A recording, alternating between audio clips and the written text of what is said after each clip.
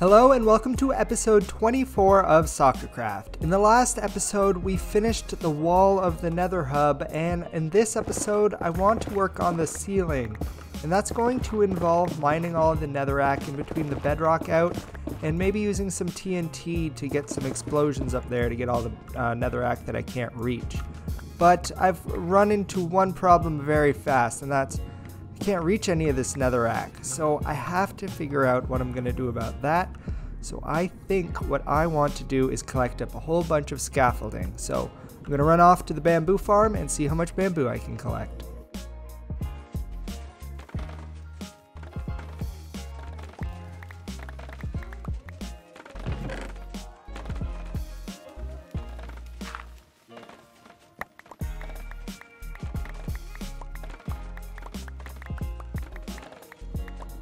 So now that we have a whole bunch of bamboo, we can come over to the piglin bartering farm that we've been using so much lately, and we have a stockpile of string here that we can combine with our bamboo to make scaffolding. Let's grab a little bit of each.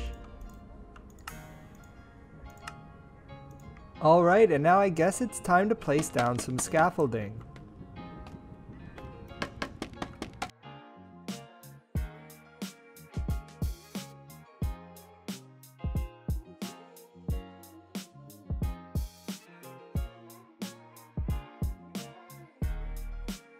So now I've placed down a ton of scaffolding, and I just need to walk around and see if I can find any netherrack left in the ceiling from mining it out. And if there is some that I can't reach, I'll just place a piece of TNT, ignite it, and just make sure there's no zombified piglins around, because if you light a piece of TNT and hit a zombified piglin, all of the zombified piglins in the area will swarm around and attack you. So yeah, I'm using TNT and pickaxe, and it's a little bit monotonous. That's a hard word, but yeah, it's got to get done. I want to actually, I haven't mentioned, did I mention it in the last episode? I can't remember, but what I want to do up on this roof here is fill it in with black glass, and that's actually the main reason that we made the ink farm in the last episode. I've seen a few other people use it in their worlds where they fill in black glass mixed with the bedrock, and it just gives a really nice look to the roof, and I really wanted to incorporate the bedrock into the look of the roof of my nether hub, because bedrock's a really rare block that you can't place down naturally, so it's kind of cool to have it incorporated into a build. So I gathered up a bunch of black concrete and black glass, and we're just continuing to add black concrete on top where it would be visible through the black glass that we're going to add in the ceiling here. So let's just continue that like that. Now that I've gotten all of the wall up through the bedrock in place along here where the scaffolding is, I'm really curious to see how much one shulker box of black glass will fill in the roof area. I'm going to be bringing the glass down and layering it, and not just putting it on the bottom layer, but I'm going to be bringing it to the equal layer of the bedrock. And it hasn't taken me very long at all to decide to change things up a little bit. I'm having a really hard time seeing where I have and have not placed this, so I don't think that layering it up really matters. I'm just going to try to keep it all at the bottom layer. See, now I can't even place it in the right spot. I'm so lost down here already. And yeah, I'm just going to keep it at the bottom layer and see how that goes instead.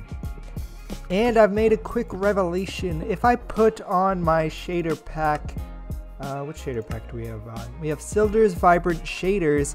It actually gives the glass a red hue for some reason, so it makes it a lot easier to see where I need to place the glass. So I'm going to use this while glass placing from now on. And I'm pleasantly surprised by how much that black glass has filled out this area. It's filled out this whole scaffold area right here. And if we look around, that means I probably just need like 35 shulker boxes to finish the roof. Okay, there's still a lot of glass that I'm going to need to finish this nether hub roof, but at least we can have an estimate of how much we're going to need. So now let's take a break from working onto the roof, and let's head through the nether portal over here and go to our villager trading hall and see about collecting more of this glass.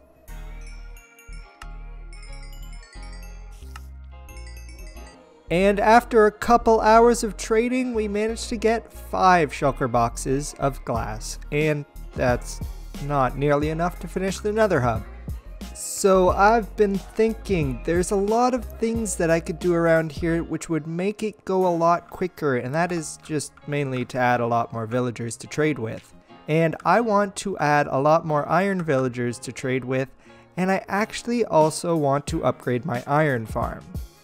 And I mean, my iron supply isn't bad at all, but I go through iron so fast with these villagers, so I think I would really benefit from a steadier flow of iron.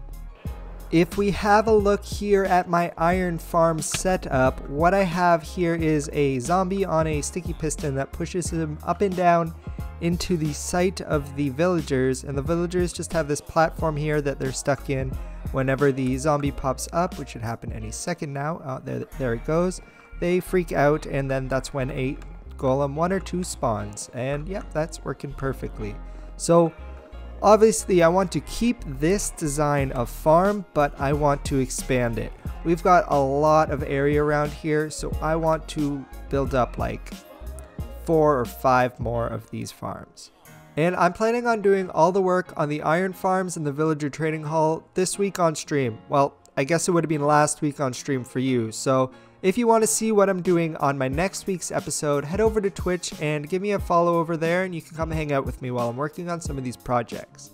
But for now, let's jump into a time lapse of what's going on in the future streams, and I'll see you when I get back from those streams.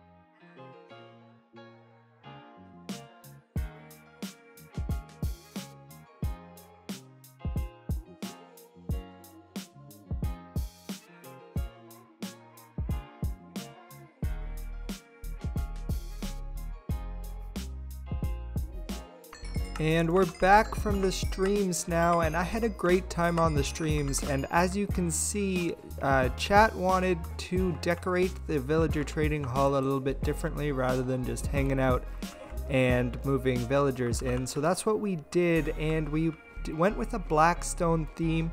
I threw some terracotta up in the roof, and we put a carpet down here on the ground, which is wool with carpets on top to make it look like it's a little bit fluffy. And over here we made a mural for each of the elements. We've got the green representing earth, air, water, and fire over here. And on the wall here, I actually did some hidden lighting here. Behind walls you can put lights and the light will shine through. And if you look behind here, you'll see that we have some shroom lights behind here that are just pushing light out of here. We are already getting lights from the torches and the lanterns, but it's just a little bit of an extra way to put a little bit extra light in.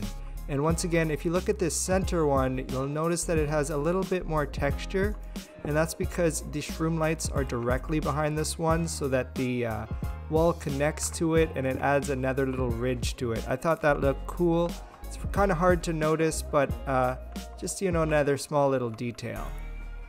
And if we come down this way, you can see that I still haven't finished this alleyway here. I ran out of blackstone, but I was adding the expansions, which is just another alleyway here to put more villagers down. And what I really want to do down here is I want to move the masons from up this alleyway here down here so I can fill this area with more of my iron guys. Over here, I want to do the same thing with my Fletchers and my few other random villagers. I want to put them down this hallway so I have more room for iron villagers, because the issue that I'm having right now is I can't keep up with the emerald supply for the glass that I need to make. I mean, don't get me wrong, I have been able to make a lot of emeralds, but this goes away very quickly when I'm turning that into shulker boxes of glass. And so when we come up out of the librarian area, you'll see that I have dug another room out here, and what I want this room to be is I want it to become my emerald vault. So that's going to mean putting a redstone door here, and I want to put maybe a passcode where you have to know the pin in order to get the door to open, and if you don't get the pin open, maybe it splashes you down with a trap or something like that. And then I just want to fill this with maybe my diamonds and emeralds, because I've been making a lot of emeralds and I need a good place to store them, and I want to clear out those chests for backup glass and other stuff that I've traded from my villagers. And if we come and look at my valuables chest, you'll notice that I have a ton of diamonds that I'm just doing nothing with, so might as well find a spot to store them. And on stream we also expanded out the iron farms. I ended up only adding 2 more iron farms. They're a little bit different than the last one because I accidentally built the iron golem spawning chamber a little bit too tall, so I had to readjust the zombie platform thing, but it's been working out and we've been getting some pretty good iron golem spawns, and haven't really spent much time AFKing over here, and I've already made a lot of iron from it. So yeah, everything, they all just fall down in their own separate killing chambers, and then I just run all of the items down underneath the ground to this item elevator. And it also is somewhere, let me see if I can find it. If we come down here, okay, here we go. Actually, this is the perfect spot, I think. Yeah, this is our item filter, which will take all of the red poppies out of the system, send it through into this composter, and then it will push bone meal back up into the system. So this farm is now producing bone meal rather than poppies. So let's just grab some of this iron and head over to get started on the vault.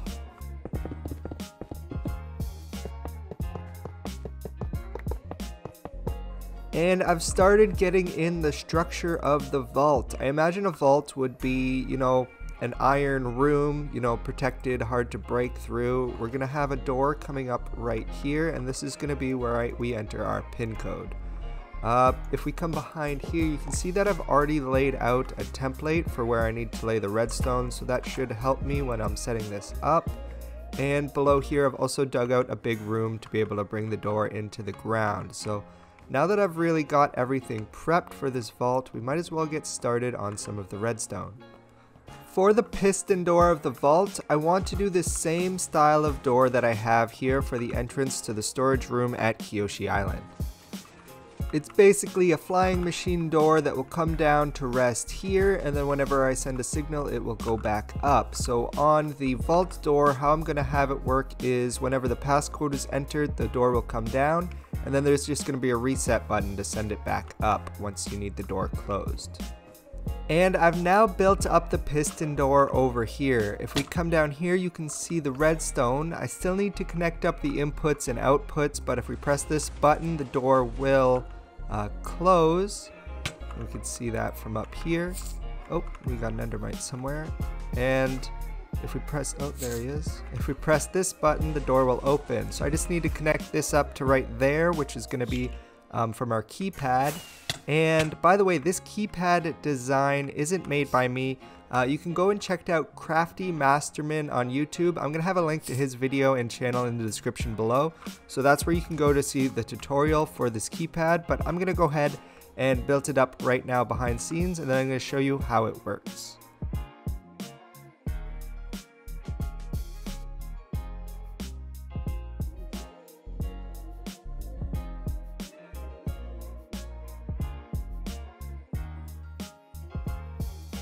And the brain of the keypad of the door is complete. If we have a look behind here, you can see a big redstone mess of everything.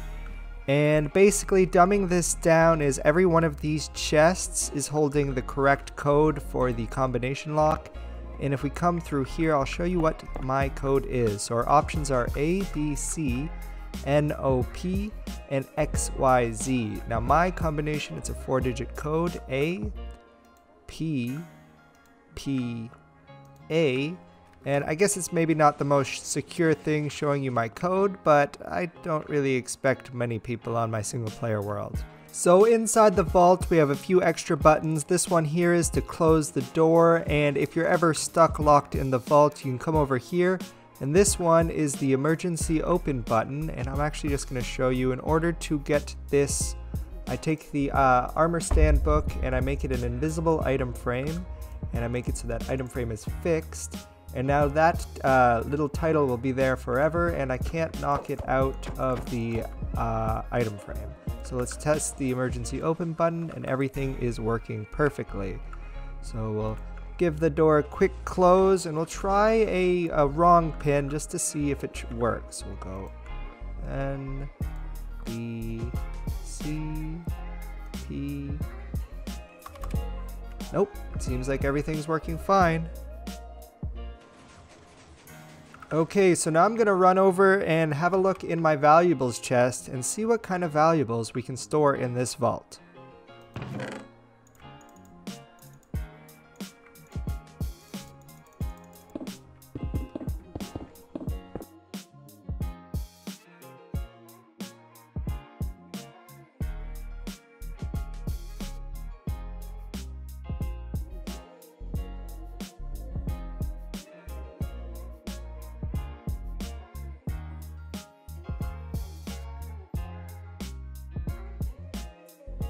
Now this is what I picture when I picture what the inside of a vault in Minecraft would look like. Piles of valuable blocks and just some chests tucked away to hide all of the valuable resources. And I've now moved all of my emeralds up here, so down by the librarians is all cleared out, and now I'll just need to grab some emeralds here whenever I need to go buy some glass. And over here I've finished putting in the blackstone, and I moved out the masons and moved them down to their own alleyway over here. I've done the same with the Fletchers on the other side, and I've actually had enough time to move a bunch more ironed people in. I haven't started trading with them yet, but I always know that the toolsmiths always get an iron trade, so I'm just moving them all in, and then I'll start trading up with them and collecting tons upon tons of emeralds. And then we're going to use those emeralds to buy glass. Speaking of buying glass, I should probably get back to this and back to working on the nether roof, because I was supposed to work on that this episode, but I got a little distracted with the streams and the vault, so this didn't turn out to be the episode I thought it was going to be, but I had a ton of fun with it, and this is where I'm going to end today's episode, here with me and Soup. If you enjoyed today's episode, please consider leaving a like and consider subscribing, and Water Tribe out.